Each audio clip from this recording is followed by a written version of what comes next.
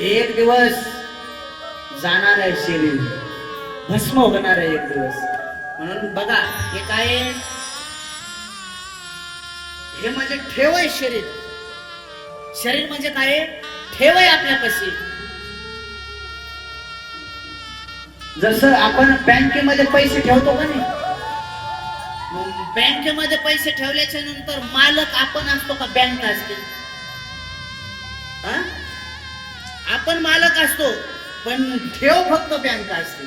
म्हणजे आपल्याला जेव्हा पाहिजे तेव्हा जाऊन आपण पैसे आणू शकतो काढून, आहे का नाही? तसं शरीर म्हणजे हे सुद्धा एक ठेव आहे. बघा मुलगी सुद्धा ठेव आहे. मुलगी कोणाची ठेव आहे? मुलगी ही जावयाची ठेव. मुलगा सुनाची ठेव आहे. मुलगा सुनाची ठेव आहे, मुलगी जावयाची ठेव आहे, नाही का?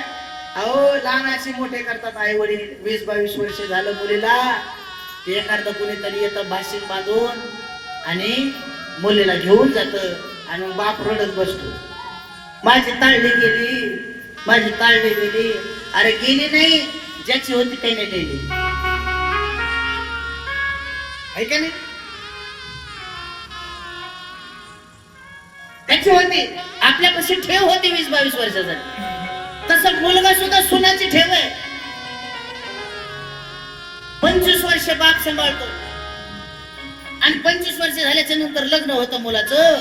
आणि लग्न झाल्याच्या नंतर मग 1-2 महिन्याच मुलगा घरी राहतो गोजूबाईमध्ये.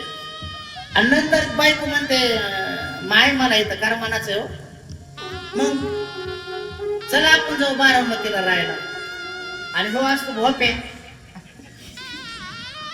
काय भोपे असतो नाही का? बरं चल.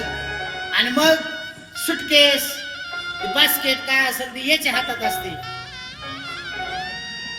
याच्या हातात. हे पुढं चलतंय ती सायबीन माग. सायबीन का सोयाबीन? सायबीन माग चलती. आणि मग बाप रडत बसतो, माझा बाळ्या गेला. म्हणतो माझा बाळ्या गेला. गेला नाही, तुझा स्वतःने गेला, तुझ्यापाशी ठेव होती. आलं का नाही लक्षात? जसं मुलगी ही जावयाची ठेव आहे, मुलगा हा सोनाची ठेव आहे, तसं जीवन हे मृत्यूची ठेव आहे आणि शरीर हे स्मशानाची ठेव आहे. शरीर दयाचे ठेव